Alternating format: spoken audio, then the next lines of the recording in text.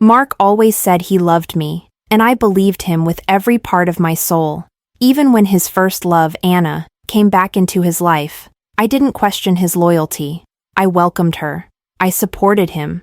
I chose trust over doubt. But I didn't realize how fragile that trust was until the day he saved her instead of me.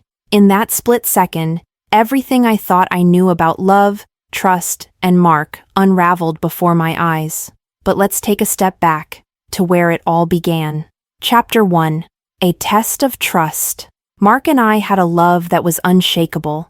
Every morning started with his warm smile, and every evening ended with a whispered, "I love you."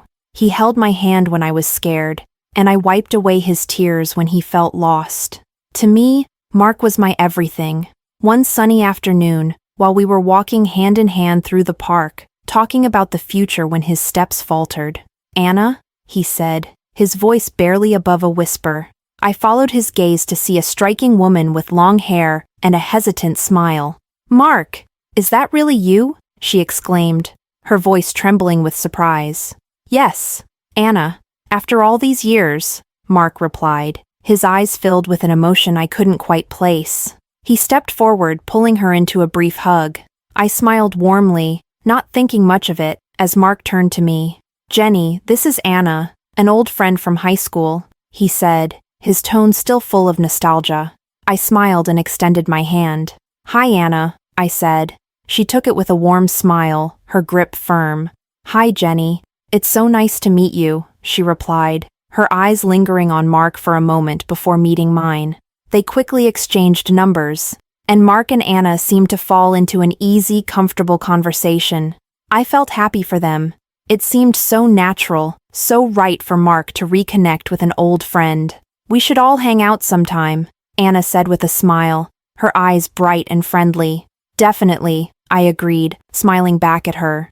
We said our goodbyes, and Mark and I walked away, Anna's gaze following us for a brief moment before she disappeared around the corner. Later that evening, as we sat on the couch, Mark looked at me seriously, holding my hand tightly. "Jenny," he began, "about Anna. She was my first love. We were so young, and then she went abroad to study. We lost touch." I was stunned for a moment, not knowing what to say before continuing. "I understand. Everyone has a past. But now, you're with me, and I know where your heart truly belongs." Mark hesitated, his eyes searching mine. "Jenny, would it be okay if I reached out to her, just to check how she's doing? I only see her as a friend now." I nodded without hesitation, looking into his eyes. "If that's what you feel is right, then it's okay. I trust you, Mark." Mark smiled with relief. "Thank you, Jenny. You're incredible." Days later, Mark told me Anna was going through a tough time. Her father passed away recently, and she's drowning in debt from his medical bills. She's barely holding on. My heart clenched. No one deserved to suffer like that. "Then let's help her," I said softly. "We can do what we can." And so, we began spending time with Anna, trying to lift her spirits and offer whatever help we could. We invited her to dinner, helped her sort through legal paperwork, and even drove her to job interviews. One night, over a simple meal, Anna's facade cracked. "I don't know what I'm doing anymore," she admitted, tears streaming down her face. "I sold my father's house to pay off the hospital, but it wasn't enough. I'm living in a motel, and I feel like I've failed him." I reached out and held her trembling hands. "Anna, you're not alone in this. We'll get through it together." Mark nodded beside me, but his gaze didn't leave Anna's face. "We'll figure it out, one step at a time," he added, his voice steady, but the warmth in his tone was undeniable. I couldn't help but notice how their bodies seemed to lean toward each other, a silent connection between them that I wasn't part of. But it didn't bother me. After all, Anna was going through a hard time, and they were just friends. What could be wrong with that? Anna cried until she fell asleep on the couch, her face still wet with tears. I whispered to Mark, "She's exhausted. Can you carry her to the guest room? The temperature is too low here for her to sleep like this." Mark nodded, his face filled with concern, as he gently lifted Anna into his arms. As he lay her down on the bed, Anna stirred, mumbling in her sleep. Before Mark could pull away, she suddenly wrapped her arms around him. Mark froze, but I could see the way Anna clung to him in her dream. "Dad, don't leave me," she whispered through a sob in her sleep, her face contorting in pain. Mark waited patiently until she quieted down, then carefully pulled himself away, stepping out of the room. I looked at him with concern. "Poor Anna. Do you think she'll be okay?" I asked softly. Mark nodded, his expression softening. "She'll be fine. She just needs time." One day, my sister once pulled me aside and asked, "Jenny, are you sure about this? You're letting Mark spend so much time with his ex. Isn't that dangerous?" I smiled at her, not worried. "I trust Mark. If we let fear and jealousy take over, what kind of love do we have?" To be honest, I thought I was a modern, civilized woman, someone who didn't get caught up in petty jealousy. Our past loves are a beautiful part of who we are, and I believed that being friends with them, sharing and supporting them, was a kind thing to do. I had seen so many people after a breakup turn to bitterness and accusations. This wasn't us. Chapter 2. Trust or Blindness. Over the past few weeks, I'd started to notice small changes in Mark. At first, they were easy to overlook. Little things like how he would glance at himself in the mirror more often, before leaving the house, adjusting his shirt, or running his hands through his hair, like he was trying to make sure he looked perfect. I never thought much of it. He always wanted to look good, and I understood that. Sometimes, I even caught him wearing cologne, something he never used to do. I smiled to myself. It was nice that he cared more about his looks. I myself want to be beside a handsome man. And then, there were the canceled plans.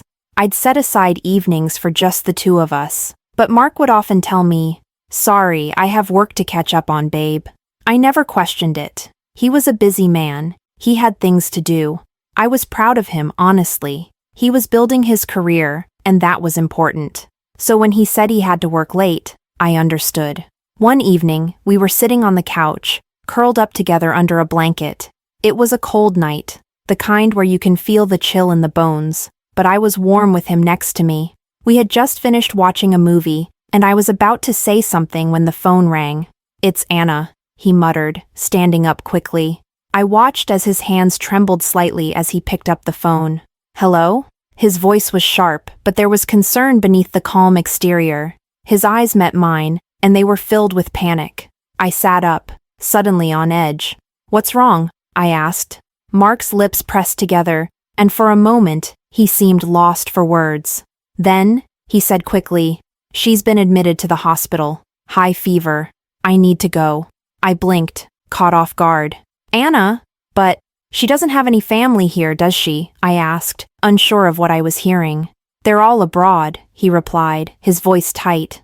"I'm the only one she has." I stood up, trying to absorb the information. "Mark, wait, I'll be right back," he interrupted, already grabbing his jacket. "I promise. I just need to check on her." I stood there, stunned, as he rushed out the door. I wanted to ask more questions, but I didn't. I watched him leave, the door clicking shut behind him. Minutes passed, but it felt like hours. The house was too quiet, too still. I sat back on the couch, clutching a pillow against my chest. My mind raced, but I told myself it was okay. Anna was going through a hard time. She needed help. Mark was just being a good friend. That was all.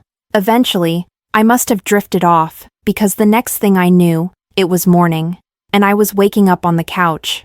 I rubbed my eyes, trying to shake off the fogginess. Mark wasn't beside me. I stood up, stretching, and walked into the kitchen. I found him standing by the counter, a cup of coffee in his hands. His face was tired, his eyes bloodshot. "Hey," I said, walking toward him.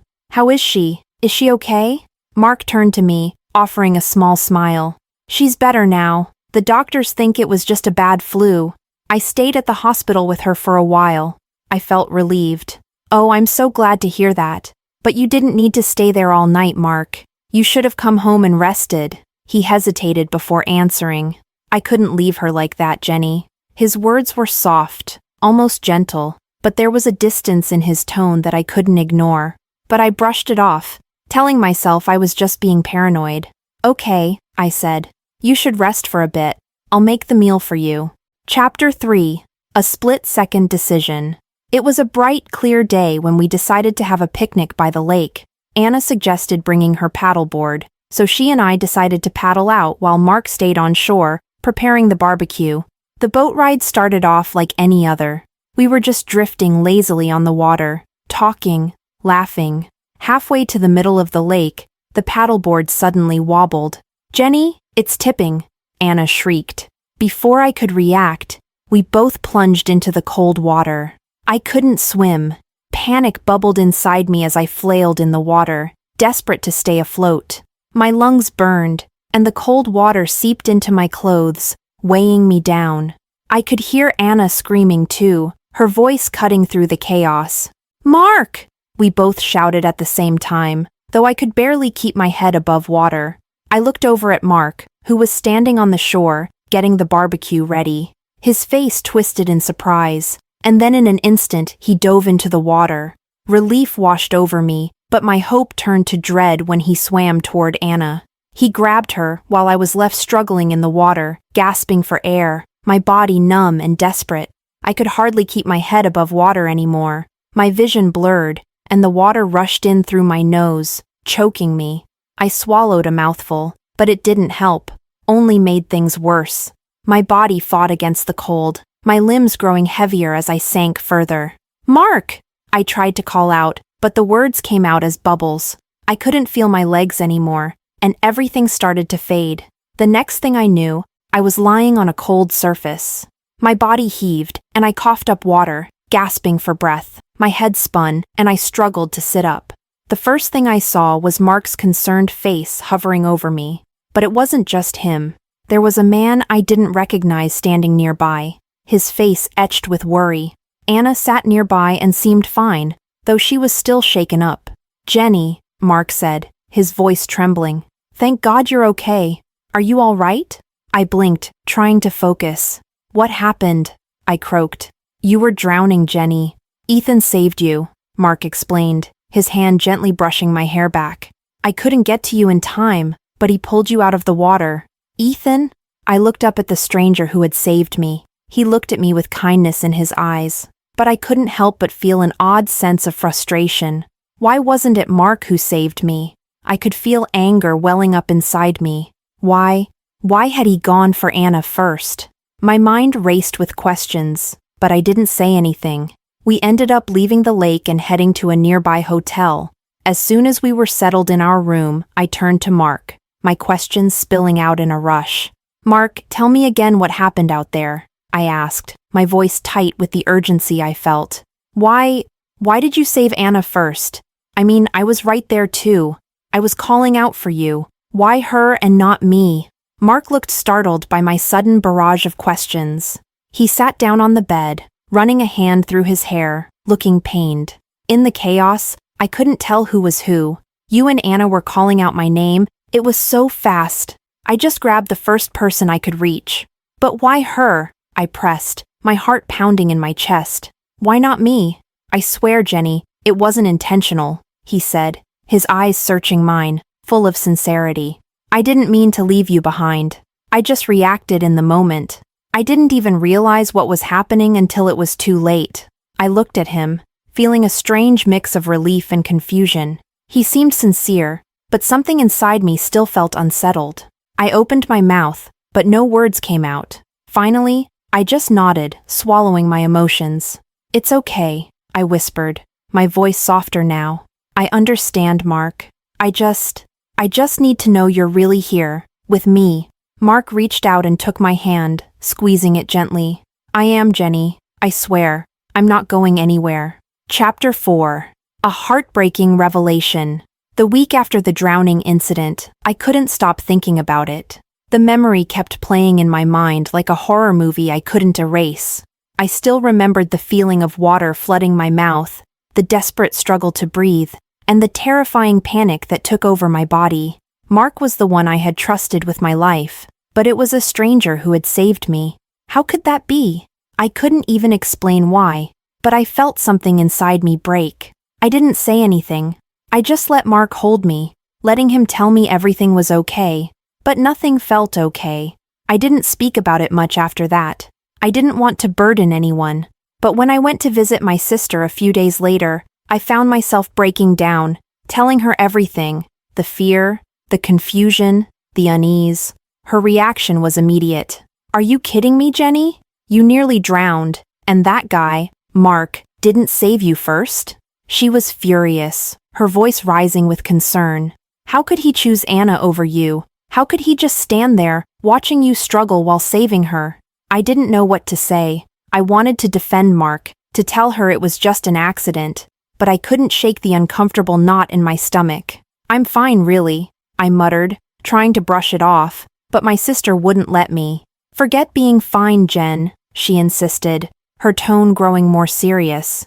"This isn't something you just let go. You need to figure out what's going on between those two. If you really believe in him, then why not check things for yourself? If there's nothing going on between them, you'll feel better. If there is, well, at least you'll know the truth." Her words struck a chord deep inside me. I hated the idea of doubting Mark, but at the same time, I couldn't ignore the feeling that something had shifted. Maybe she was right. I needed to know. Later that evening, Mark sent me a message saying he had a business dinner and wouldn't be able to join me for dinner. As I read the message, something twisted inside me, a feeling I couldn't ignore. I had to know the truth. So, I decided to follow him. I kept a safe distance, my heart pounding with anxiety as I trailed behind him. I didn't know what I was expecting, but when I saw him walk into a fancy restaurant and sit down at a table with Anna, my stomach dropped. I couldn't believe my eyes. They looked so comfortable together. Their chemistry was undeniable.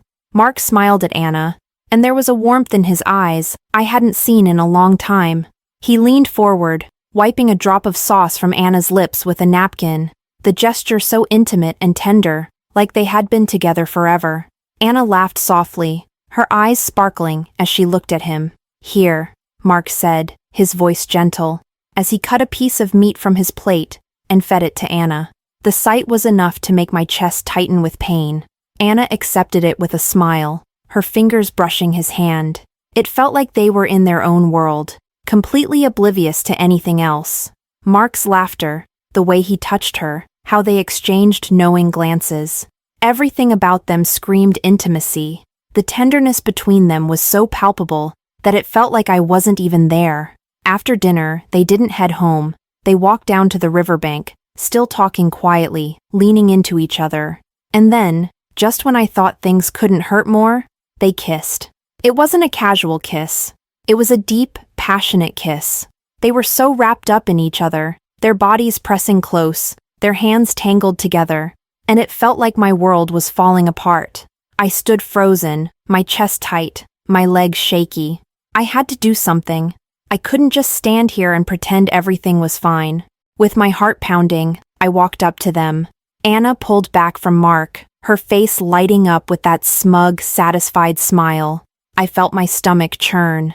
"Jenny, what are you doing here?" Mark's voice was surprised, but there was no guilt in his eyes. He didn't look remorseful. He looked almost relieved.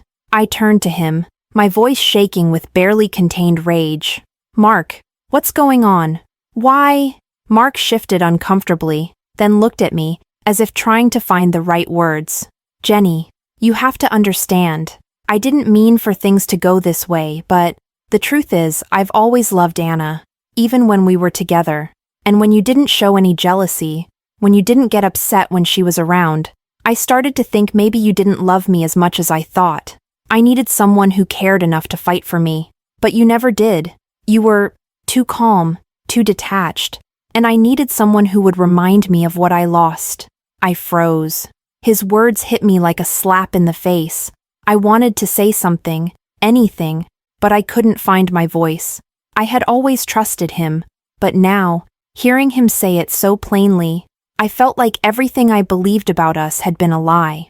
Mark sighed, looking down at the ground before meeting my eyes again. "I'm sorry, Jenny. I thought I could move on, but I never stopped loving her. I never stopped thinking about her. And when we were in the boat, I chose to save her. Not because I wanted to hurt you, but because deep down, I knew. I still loved her. The world spun around me. I could barely breathe. My chest felt tight, like all the air had been sucked out of the room. You still love her? I whispered, barely able to hold back the tears. Mark nodded slowly. I'm sorry. I didn't mean for things to get this far, but I've been lying to you, to myself, pretending that it was okay. But it's not. I never stopped loving Anna. And then, in front of me, Mark turned to Anna and took her hand, his fingers entwining with hers like they belonged together. I'm sorry, Jenny, he said quietly, before walking away with her, leaving me standing there, shattered. I wanted to scream. I wanted to run after him, beg him to choose me, but I couldn't move. I was frozen in place, watching the love of my life walk away with someone else. As they walked down the street, Anna turned to me, her face twisted in smug satisfaction. She leaned toward me, her voice low and mocking. I've never seen a woman as stupid as you, Jenny. And then, with that cruel smile, she walked off with Mark, disappearing into the night. I stood there, rain pouring down on me, the world feeling like it was crumbling.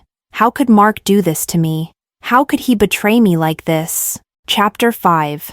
The Lake of Lost and Found. 3 years have passed since my life shattered into pieces.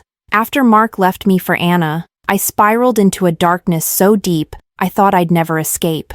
Depression wrapped around me like a suffocating blanket.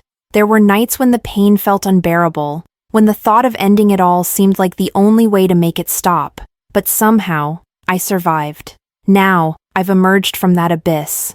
I've stopped blaming myself for being naive, for believing in a love that wasn't real. Returning to that lake, the place where I almost drowned, not just physically, but emotionally, felt like the final step in closing this chapter of my life. The air was crisp as I walked along the shore, the water reflecting the soft hues of the evening sky. The lake no longer held the bitterness it once did. I had let go of the hatred for Mark and Anna. They were part of my past, but they no longer defined me. I sat on a rock near the water, letting the breeze play with my hair, when a voice broke through my thoughts. Hey? I turned, startled. There he was, the man who saved me. He stood a few feet away, holding a camping backpack, his eyes wide with recognition. Ethan? I said, my voice tinged with disbelief. What a coincidence. He gave me a small, warm smile. The world is quite small, right? We ended up sitting by the lake. Ethan lit a small campfire, and the flickering flames cast a warm glow over his face. At first, we talked about little things, nothing too serious. The weather, the beauty of the lake. It's peaceful here, I said, letting the breeze brush against my face. Ethan nodded, staring at the water. It is, but this place holds its own darkness for me. I glanced at him, surprised. What do you mean? He hesitated, his gaze fixed on the flames. Years ago, someone I loved drowned here. My younger sister. I was just a kid, but I was supposed to watch her. She slipped, and I couldn't save her. My chest tightened as I saw the pain in his expression. Ethan looked down, his hands gripping his knees.